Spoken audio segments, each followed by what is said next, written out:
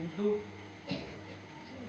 নিজ ভক্ত নিজ জন যারা ভগবানকে একান্ত হয়ে হৃদয় ধারণ করেছেন, যার পাদপদ্ম ছাড়া অন্য কিছু জানেন না, যার সেবা অভিলাষ ছাড়া অন্য কিছু জানেন না, তারা কি চান না ভগবত প্রেম। এটা হলো আমাদের প্রয়োজন, সম্বন্ধ অভিধেয় প্রয়োজন। সম্বন্ধটা কোনটা না ভগবানের সঙ্গে গুরু বৈষ্ণবের সান্নিধ্যানের সম্বন্ধ প্রয়োজন, সম্বন্ধ সংযুক্ত করা। মধ্যাহ্ন রাত্রি মধ্যাহ্ন সময়তে রাত্রিতে তিনি আবির্ভূত হয়ে এই জগৎকে কৃপা করেছিলেন। শুধু এই জগৎকে তিনি কৃপা করেননি, পশুপাখি কীট পতঙ্গ বৃক্ষাদি যিনি এদেরকেও কৃপা করেছিলেন। কারণ তার আবির্ভাব লীলাতে আমরা জানতে পারি তিনি যখন এই জগতে আবির্ভূত হয়েছিলেন তখন সমস্ত গ্রহ চন্দ্র নক্ষত্র, এমনকি নদী সমুদ্র সবাই উত্তাল হয়েছিলেন। সবাই কি করে তার নিজের যে ভাবটা ভগবানের চরণে সমর্পিত করবেন সেই জন্য তাদেরও মন বশীভূত হয়েছিলেন। কারণ কৃষ্ণই মাত্র জগতের পিতা, আর অন্য কেউ নেই। যেন বলছেন শাস্ত্রে জগতের পিতা কৃষ্ণ, যেন হয়ে বাপ পিতৃদয়ী পাতকীর জন্মে জন্মে। শুধু এই জন্মটা নয়, এই আমাদের যত জন্ম আসবে আমাদের তাপটা ভোগ করতে হবে। সেখানে আমাদের বৃক্ষ জন্মের জন্য যদি জন্মগ্রহণ করে তাপ ভোগ করতে হবে। আমি কীট পতঙ্গ পীড়া কৃমিকি হয়ে জন্মগ্রহণ করে তাতেও ভোগ করতে হবে। এমনকি সর্বশ্রেষ্ঠ যে জঙ্গলের পশু রয়েছে, হাতি বা ঘোড়া সিংহ, এ সমস্ত যন্ত্রণা ভোগ করতে হচ্ছে। আবার যারা আমরা নিজেকে মনুষ্য রূপে বড় করে ধরেছি, তাদেরকেও ভোগ করতে হচ্ছে। আধ্যাত্মিক আদিদৈবিক আদিভৌতিক তিনটা তাপ, সুতরাং এর থেকে নিস্তার করার ভয় নেই যদি আমরা ভগবানের ভজন না করি। সুতরাং আজকে ভগবানের কিছু কথা স্মরণ করুন। অনেক হয়তো বলবেন যে রাত্রিতে আমাদের ঘুমটা বিনিদ্র, রজনীকে আপনারা ক্ষতিগ্রস্ত করছেন। দেখুন আমাদের জীবনটা এইভাবে চলছে। আধ জনমনম নিরেবয়ন জরা শিশু গেল কত, তোরে ভজব কোন বেলা। এখানে বিদ্যাপতি ঠাকুর বলছেন, দেখুন একটা বিচার করে আমাদের জন্ম থেকে মৃত্যু পর্যন্ত কতটা সময় আমরা নিদ্রাতে অতিবাহিত করেছি, কত সময় আমরা ভোজনে সময় নষ্ট করেছি। আমাদের বিচার করার প্রয়োজন। আমরা ভগবানের ভজন কখন করছি, সময় পাই না। এই জন্য বিদ্যাপতি ঠাকুর সুন্দরভাবে বলছেন, আধ জনমহম নিদে গোয়াইন জরা শিশু গেল কত। এই যে বাল্য অবস্থা, তারপর কৈশোর, তারপর যৌবন, তারপরে জরা ব্যাধি, তারপরে জরা, তারপরে ব্যাধি, তারপর হলো মৃত্যু। এইটা শরীরের পরিণতি। আর শরীরের পরিণতি কি? ওই শরীরটাকে যখন আমাদের প্রাণবায়ুটা চলে যাবে, পরমাত্মা যখন শরীর থেকে চলে যাবে, এটাতে দুর্গন্ধময় প্রতিগন্ধ করবে। এই শরীরের এই পরিণতি কিন্তু একটা সুস্থভাবে তুলতে গেলে ভগবানের সেবা করতে হবে। ভগবান পরমাত্মার রূপে শরীরে বিরাজমান।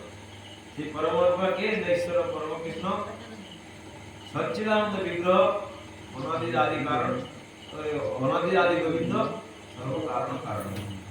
এটা ব্রহ্মা স্বয়ং বলছেন, যস্যৈক নিঃশ্বাসিত কারবধর্ম জীবন্তির মজা জগদন্ন নাথা। এই সমস্ত জগতের যিনি নাথ, তিনি আজকে আবির্ভূত হয়েছেন। কি রূপে? ভগবানের দেবকী এবং বসুদেবকে লক্ষ্য করে। তার অনেক কথা আমরা সকাল থেকে শ্রবণ করেছেন, যে আমরা এগুলো প্রত্যেক বছর শুনি, আমাদের কি প্রয়োজন, কিন্তু আমরা শুনলেও আমাদের হৃদয় গুহাতে প্রবেশ করতে পারিনি। সেই জন্য যতক্ষণ আমাদের শ্বাস বায়ুটা রয়েছে, শাস্ত্রকার আচার্য বলছেন যে যতক্ষণ জীবে প্রাণ রয়েছে ততক্ষণ আমাদের এই ভগবত চিন্তা করা প্রয়োজন। যেটা যুধিষ্ঠির মহারাজকে নারদ মুনি বলছেন যে কেরূপ উপায়ন কৃষ্ণ নিকেতন, যে কোনো উপায় হোক কৃষ্ণের স্মরণ করাটাই হলো চতুর ব্যক্তির কাজ।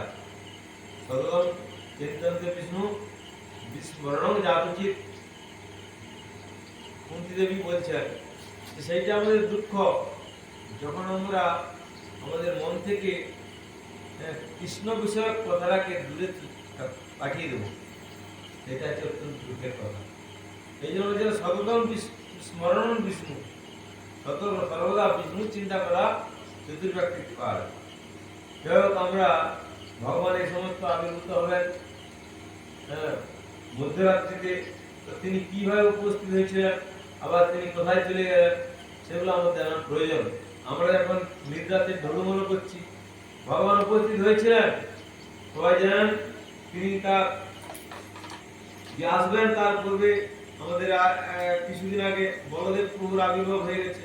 শঙ্কর্ষণ মহাবিষ্ণুর অবতার, রোহিণী নন্দন পুত্র বলরাম, যার প্রণাম মন্ত্র ছিল নমস্তে টু বলরাম, নমস্তে শ্রী বলরাম, নমস্তে শ্রী হলায়ুধ, নমস্তে কৃষ্ণ পূর্বজ,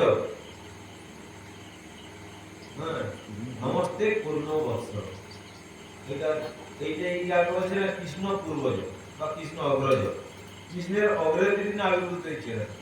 রামচন্দ্রের সময় তিনি যখন আবির্ভূত হয়েছিলেন, লক্ষণ রূপে তিনি একটা আফসোস করেছিলেন যে আমি যদি বড় ভাইকে জন্মগ্রহণ করতাম, তবে সীতা মাতা এবং আমার দাদা রামচন্দ্রকে আমি কখনো বনবাসে দিতাম না।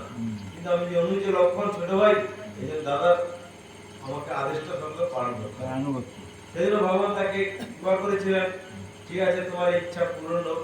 সেই জন্য তিনি এই যদুবংশে জন্মগ্রহণ করে আগে উপস্থিত হয়েছিলেন রোহিণী গর্ভকে লক্ষ্য করে।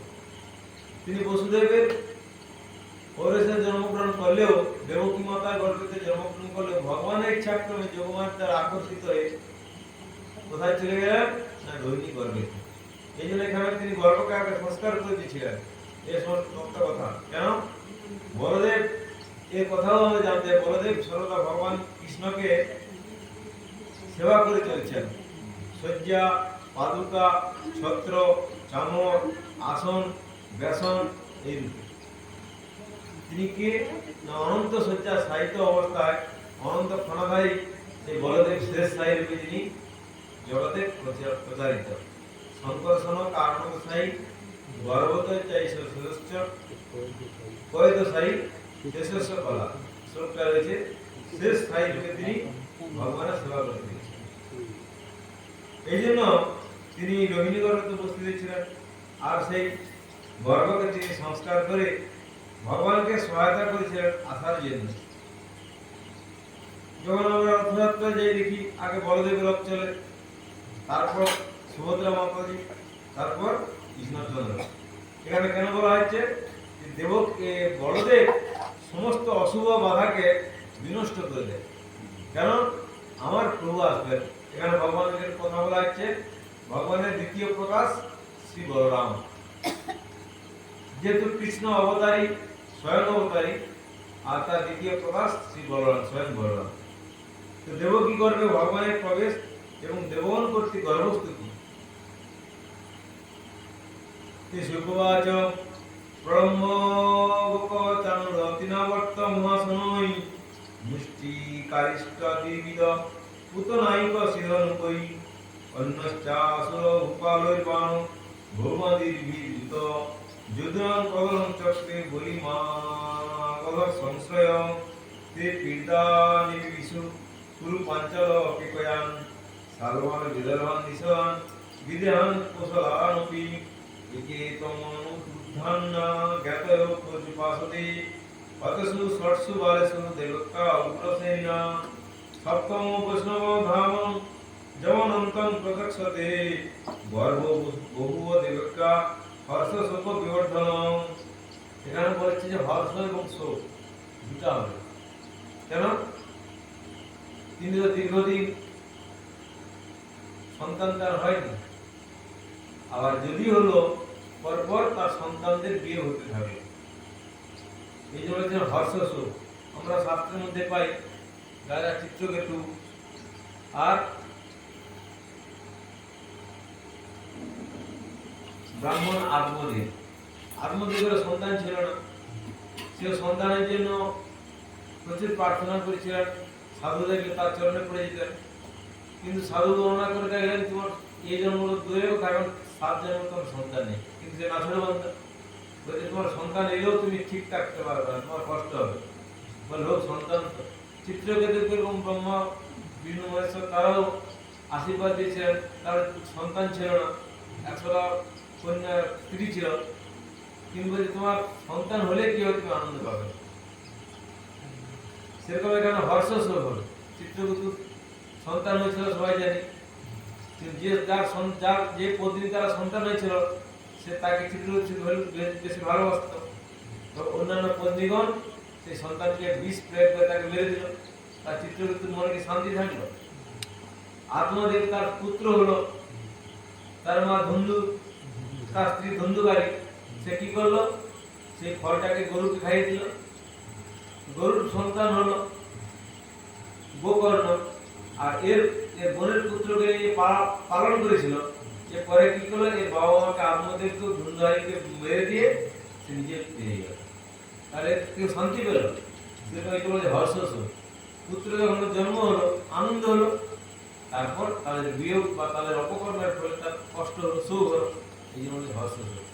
এখানেও বলছে যে ভগবান আসার পূর্বে দেবকীর গর্ভে 7টা সন্তান হলো, কিন্তু কংস সবাইকে মেরে ফেলল। যখন সন্তান হলো তো আনন্দ হলো, তারপর আবার শোক হলো, এই জন্য হর্ষ শোক।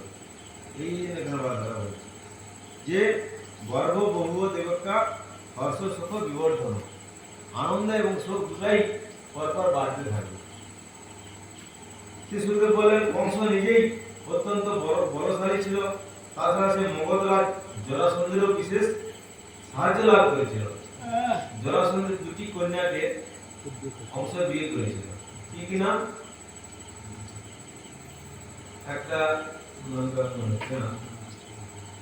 যাই হোক, আবার কি এই কংস অত্যন্ত অত্যাচারী ছিল। তার বাবার নাম কি ছিল? রাজা উগ্রসেন। তাকে বন্দী করে জেলে ভর্তি করে দিয়ে সে রাজ সিংহাসন গ্রহণ করেছিল এবং প্রজাদের উপর উৎপীড়ন করত। কিন্তু দেবকী কে ছিল তার ফুটতো বোন, কে তাকে খুব ভালোবাসত, নিজের বোনের বোন। দেখুন, জীবের স্বার্থ যখন ফুরিয়ে যায়, স্বার্থে যখন আঘাত হয়, তখন সে বেঁকে বসে, সে যতই হোক, আপন হোক, কেউ কারণ। এই জন্য ভগবান বলছেন যে পোষ্য মাতা পোষ্য পিতা পোষ্য বন্ধু সহাদেয়া কায়া প্রাণে ন সম্বন্ধ আকস্য প্রয়োজন। আমাদের শরীরটা কারোর সঙ্গে কারো সম্পর্ক নেই। আমরা এই জগতে কিন্তু মেলামেশা করছি, সামাজিক ভাবে বেঁচে আছি, মনে করছি আমি আমার সহযোগিতা করবে, কিন্তু অসম্ভব। যদি তার পূর্বজন্মের কোনো স্বীকৃতি থাকে তখন সে তার সহায়তা করতে পারবে না। যিনি বলছেন ব্রহ্মাসুর, বকাসুর, চানুর, তৃণবর্ত, অগাসুর, মুষ্টি, অষ্টিরাসুর, বিবিধ পুতনা, কেশি, ধেনু প্রভৃতিরা ছিল তার সহযোগী। কার? কংসের। বানাসুর, ভৌমাসুর প্রভৃতি দৈত্যরাজগণ, এদের সকলের সহায়তা সে যদু বংশদের ধ্বংস সাধনে তৎপর হল। কারণ দেবকীর গর্ভে তখন আসেনি, তাকে কোথায় নিয়ে তার শ্বশুর বাড়িতে পৌঁছাতে যাচ্ছে, সে নিজে রথের সারথি করে। এখন কেউ হবে বোনের প্রতি এত কেউ দরদ দেখাবে? হ্যাঁ, কেউ বলবে কি বোনকে আমি গাড়িতে করে নিজে ড্রাইভারি করে ছেড়ে দেবো, পারে তুই ড্রাইভারি করবি, তার প্রেস্টিজ আছে, বোনকে ছাড়তে।